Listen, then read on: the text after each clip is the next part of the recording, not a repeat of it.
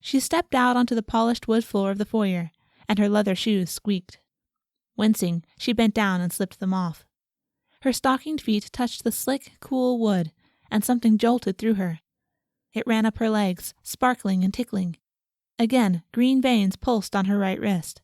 Clutching it with her other hand, she held her breath and willed it to stay, to explain itself. It didn't.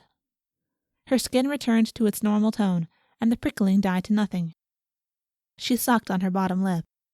Well, since it had happened twice, it ruled out her imagination, right? Muffled voices rose from across the foyer, she thought from behind the dining room door. Her parents. From the pitch of her mother's voice, they were arguing. Torn between fleeing before they emerged and listening in, she shuffled her feet while simultaneously straining her ears. Her feet tingled, and the floorboards vibrated beneath her.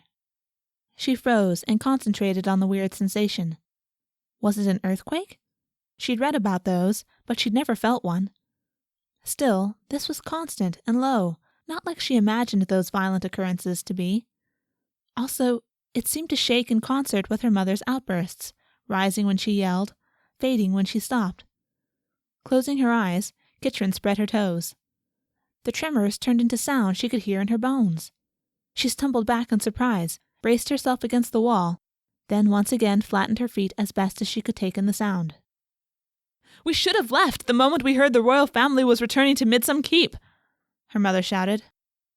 "But Griette, dear, where would we go?"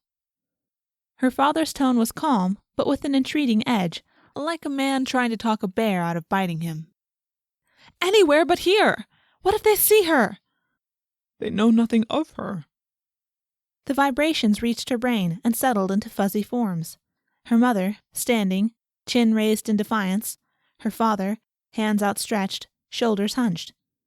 Kitrin's breath quickened. This wasn't a natural ability. How was she doing this? "But what if they find out? I won't lose another child." Kitrin's breath left her. Another? What child had her mother lost? When? She'd never mentioned a sibling, living or otherwise. "I know, and her safety is just as important to me as it is to you. Believe me, I would die rather than see her hurt. But she's not seated. There's no way anyone could identify her." "But if it activates? You've seen how she's intrigued by trees." "And we've kept her from them. Look, she's asleep now. She'll stay asleep. The king won't stay at Midsummer long. The court runs out of Crown City. They're just here for the summer months." "Well, they'd better leave. If they come near her—" "They won't." Her father embraced her mother, and they moved away from her, stepping off the wood floors of the dining room onto the stone tiles of the back hall. The moment their feet left the wood, her connection snapped. Her tongue stuck to the roof of her mouth. What was that about? And what did trees have to do with anything? More determined than ever to get into the woods, she opened the door to the hall and darted for the kitchen. Once there, she rummaged in the cabinets until she found a loaf of bread, a wheel of cheese, and a flask of water. With these wrapped in a dishcloth which she slung over one shoulder, she pushed open the door. A breath of warm air caressed her face. A small yard with a chicken coop, a well, and a fenced-in garden plot greeted her, and beyond that, an open meadow filled with dancing yellow flowers. Kitrin eased the door shut behind her and crossed the yard. Her heart pounded.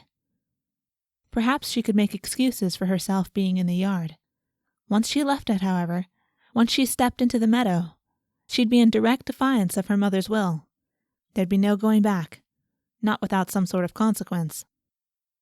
"Now or never," she whispered. She bolted, the dishcloth filled with supplies bouncing against her back.